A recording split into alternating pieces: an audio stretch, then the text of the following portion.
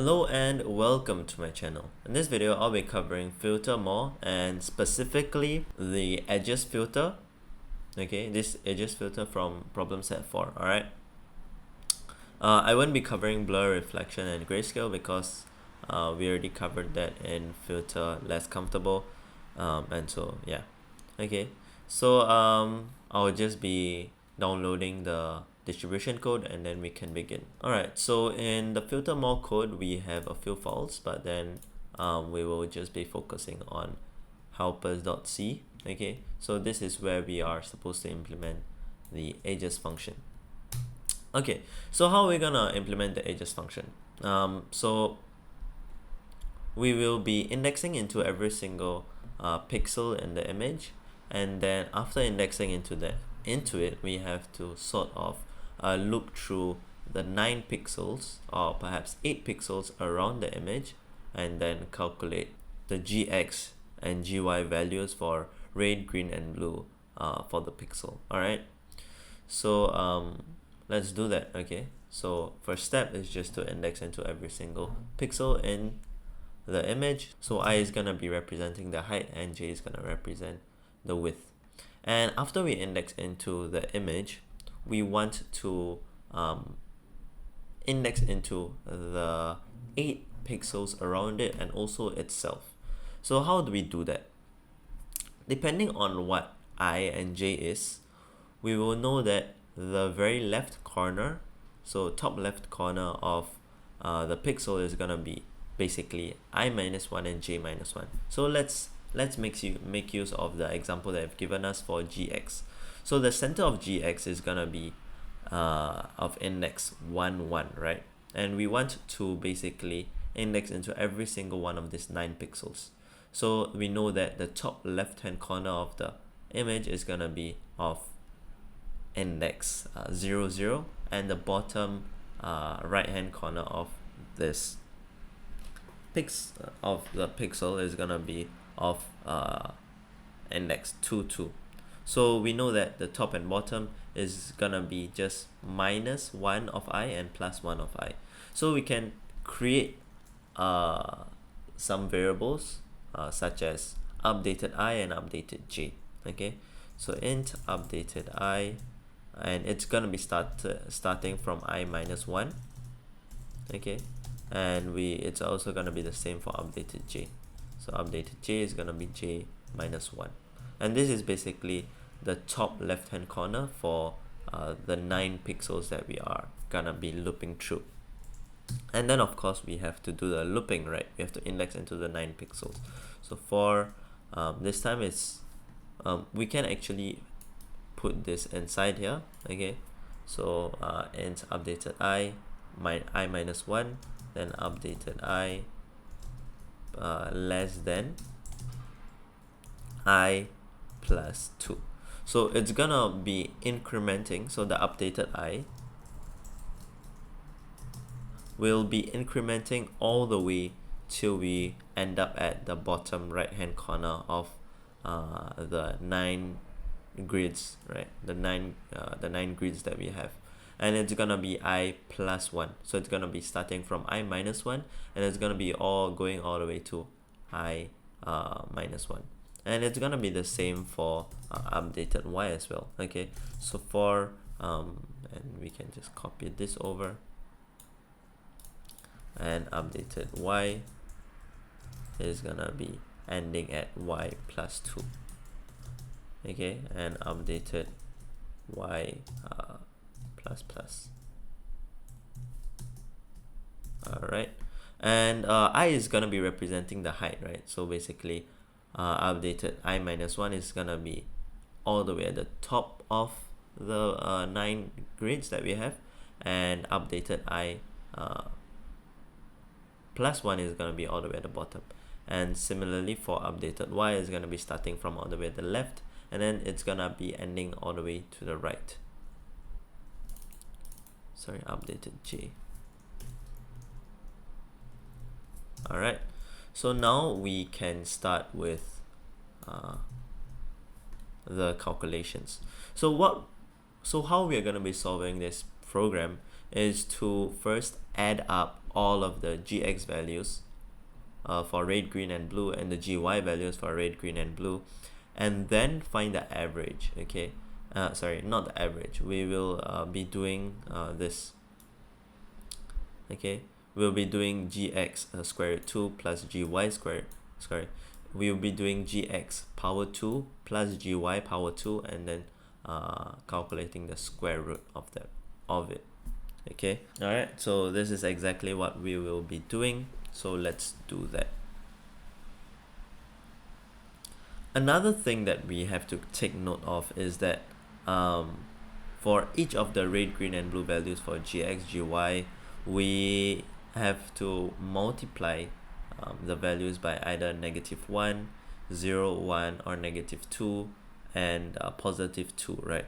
So for that as well, we can store these values in an array.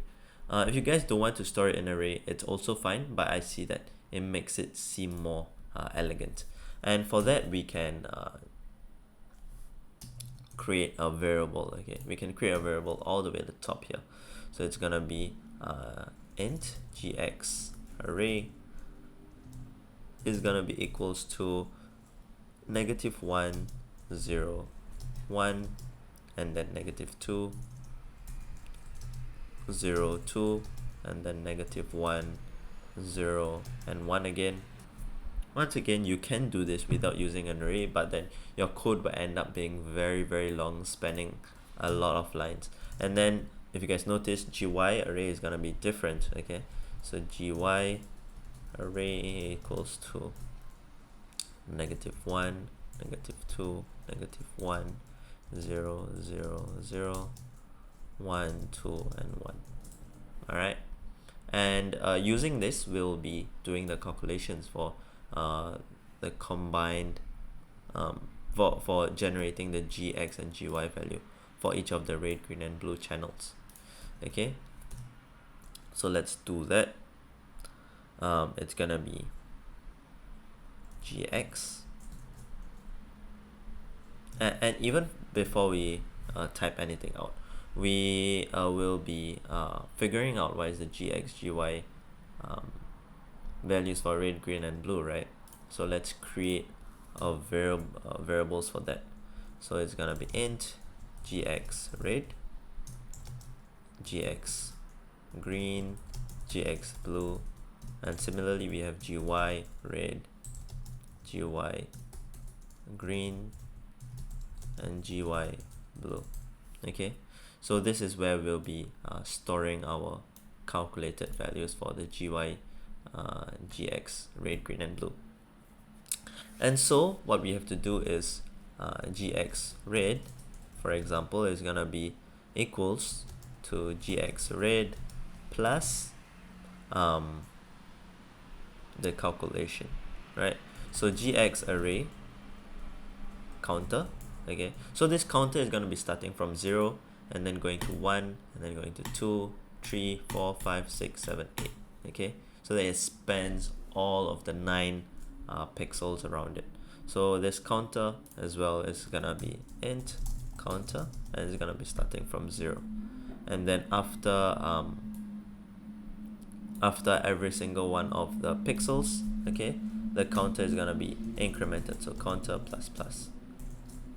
All right, so counter multiplied by the red value, for example, and the red value is gonna be image of updated I and updated J.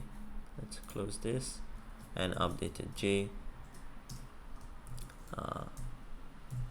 dot RGBT red. And we can make this even shorter by doing plus equals. Okay, it's basically the same thing as what I wrote just now. So as we are looping through, that will help us calculate the GX of red. Okay,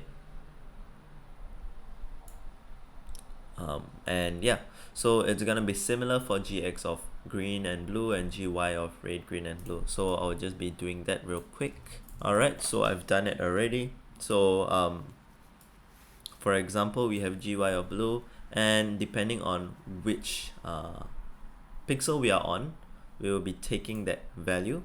Okay, So we have the values either -1, -2, -1, and so on, and then multiplying it by the blue value that we have found in the updated image, and then we'll be adding it into the GY of blue, right? So yeah, like they mentioned here, we'll be doing exactly this, and in the bottom left of the image, as you can see, we'll just be adding it as we are looping through. Okay, another condition that we have to take note of is that sometimes we might be at the edge of the pixel or the corner of an image, right? And there are a few ways to handle this, but the one that they mentioned is we assume that it's just one pixel of solid black pixel. Okay, so the values for red, green, and blue in this scenario is gonna be just 0. So what we can do is, instead of adding anything, we can just skip this addition. So here what we can do is, if it's any of these edge conditions, we can just skip doing this addition because we know it's gonna be 0. Okay, so how we find if we are in any of these edge conditions is just to check if the updated I is perhaps less than 0, okay, or the updated J is less than 0, or the updated I is more than the height, or the updated J is more than the width. Okay, so if any of this is the case, then we won't be running anything, but if not, then we'll be just running it as per normal, like here. So let's copy this over. So if this is not the case, hence passing the condition, then we'll just be doing this. And a shortcut for formatting is just command or alternate shift and F for format. So it helps format the whole code. It's just a pretty neat shortcut. And then after every single one of the loops, we'll just be adding to the counter and so on. And for every single one of these pixels, we'll just be resetting the red, green, and blue values back to 0 as well. Okay, that should be it for this portion where we found our GX red, GX green, and GX blue. But then we have to find our combined GX value to a single value, right? That's where we want to do our square rooting of the GX power 2 plus GY power 2. So let's do that portion, and we do that portion at the end of all the 9 pixels, right? So at the end of all the 9 pixels is gonna be here. Okay, and here what we want to do is to find the final GY and GX values for each of the colors. Okay, so to find the final red, green, and blue values for the colors. So let's create new variables. So it's gonna be int final red. Okay, and for final red is gonna be this calculation, right? But to do those calculations, we have to add a library called math.h, and then we'll have access to the power function, the square root function, and also the round function, and we'll be using all of them. So first and foremost, let's power the GX red and GY red. So GX red power to 2 plus power GY red power to 2, and then what we want to do is square root them. Okay, square root them, and then lastly we want to round the values. So sometimes after square rooting the value, we will end up with a decimal value, and so we want to convert the decimal value into integer values that we can use. Alright, so it's gonna be similar for green and blue as well. So let me just do that real quick.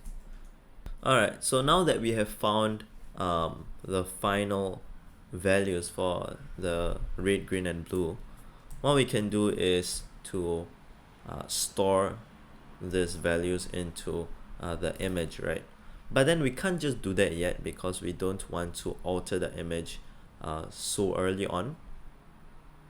Okay, so before that we want to create a copy of the image and then store our final red, green and blue into the copy of the image, and then at the very end we'll just be updating the main image. Why we are doing this is because when we are doing the calculations,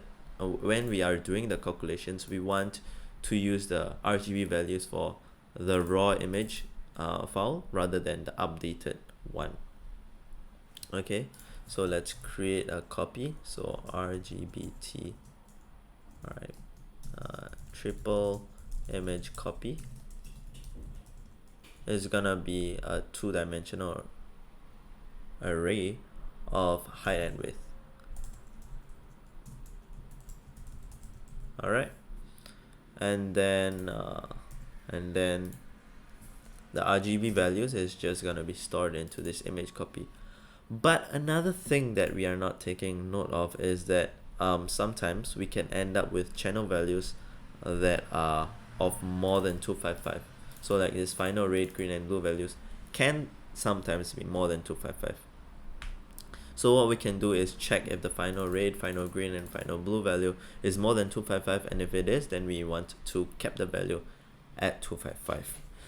So we can do that by using if-else conditions, but you notice that if you use if-else conditions, our code will span multiple lines and it'll look pretty ugly. So a shortcut is to do a ternary operator, and for many of you guys it might be the first time you guys are hearing about it, but so we'll have a condition, and if the condition is true, it's gonna be executing expression 1, and if the condition is false, it's gonna be just resulting in expression 2. And I'll be implementing it in this program, so this is how it's gonna work. So red, green and blue. This time it will just be updating the image copy. So image copy I and j is gonna be equals to, here we check if the final red is more than 255. If it is, then what we can do is our image copy is gonna be maxed out at 255, and if it's not, then our image copy is gonna be just equals to final red. So this ternary operator really makes our if-else conditions much more shorter and more elegant. And similar for green.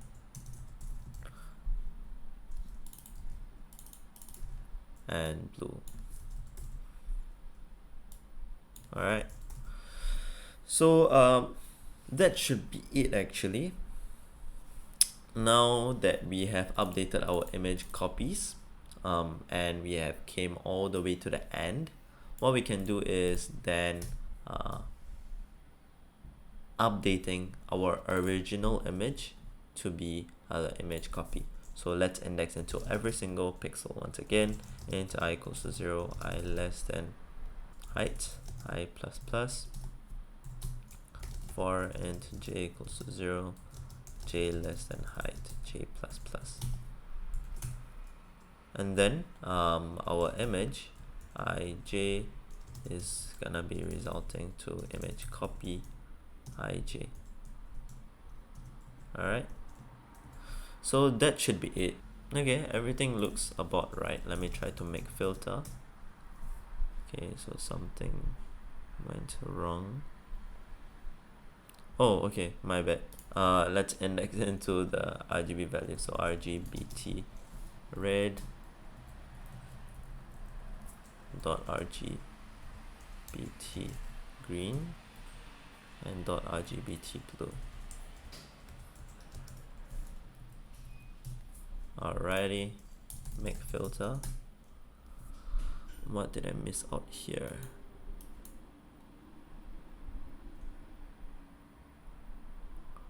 GX array is not an array pointer. Oh, okay, my bad. My declaration of the arrays was a bit wrong. Lastly, we have y plus 2. Okay, so it's supposed to be j plus 2. Just a little careless mistake. Make filter. Okay, finally it's correct. And now let's run one of the examples that they have given us. So let's update our yard.bmp into yard edges.bmp. Let's see how it went. Yard edges. Wow, it looks off. Let's see what went wrong. Just a small mistake that I found was that it's supposed to be if it's not more than or equals to. Okay, but I don't think this is the main error. Oh, okay, I found the issue already. This counter is supposed to be incrementing for every single one of the pixels. Okay, I added this here initially, but it's wrong. It's supposed to be here. So you guys know how we are supposed to iterate through all of this 9 pixels, right? After iterating through one of the pixels, I want my counter to increase by 1 and so on. Okay, so let me just make filter again and run this yards. And now it worked on like 2/3 of the image, and then it didn't work for a bit of the image. Not too sure why that's the case. Oh, okay. Oh my god. Okay, so it's a careless mistake here. It's supposed to width here, not height. I'm sure you guys probably noticed it before me. Let me make filter again, and okay, finally it should be correct. Yep, okay, looks about right. Let's run check 50 just to see if it's correct. Alright, so it just seems to have passed the check 50 check. If you guys enjoyed this video, hit the like button and subscribe. If you guys have any questions, comment down below and I'll try to help you guys out. And see you guys on the next video. Bye bye.